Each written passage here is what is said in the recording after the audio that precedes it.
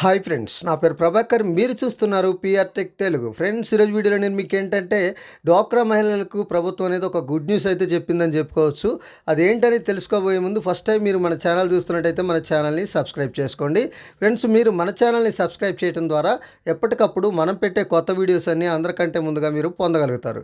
Friends, ఇక్కడ చూసుకున్నట్టయితే రాష్ట్రంలోని డ్వాక్రా మహిళలకు తెలంగాణ ప్రభుత్వం అనేది గుడ్ న్యూస్ చెప్పిందని చెప్పుకోవచ్చు. ఇక రాష్ట్రంలో గత కొన్నేళ్లుగా నిలిపివేసిన డ్వాక్రా మహిళలకు రుణాలను తిరిగి ప్రారంభిస్తామని డిప్యూటీ సీఎం ఆర్థిక మంత్రి బట్టి విక్రమార్క గారు స్పష్టం చేయడం అయితే జరిగింది. అయితే దీనికి సంబంధించి భద్రాచలంలోని ఐటీడీఏ కార్యాలయంలో జరిగిన పాలక మండలి సమావేశంలో ఈ నిర్ణయం అయితే తీసుకోవడం జరిగింది. అయితే చాలామంది ఏమనుకుంటారంటే డ్వాక్రా లోన్స్ ఆల్రెడీ ఇస్తున్నారు కదా అని చాలామంది అనుకుంటారు. అది కాదు.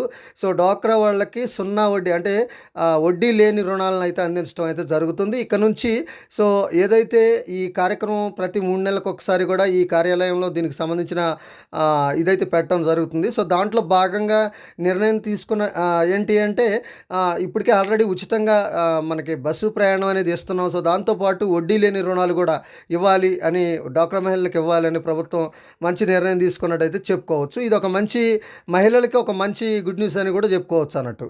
సో ఇది ఫ్రెండ్స్, మనకి ఈ వడ్డీ లేని రుణాలు అనేది మరి ఏ డేట్లో ఇస్తారు, సో ఎప్పట్లోకి ఇస్తారు అనేది క్లారిటీ అయితే ఇవ్వలేదు. కాకపోతే ఖచ్చితంగా ఆ రుణాలు అనేది అందించాలి అనే ఉద్దేశం అయితే గవర్నమెంట్కి ఉందని చెప్పుకోవచ్చు అన్నట్టు. సో ఇది ఫ్రెండ్స్, ఈ వీడియో కనుక మీకు నచ్చితే లైక్ చేయండి, షేర్ చేయండి, కింద కామెంట్లో రాయండి. Thank you.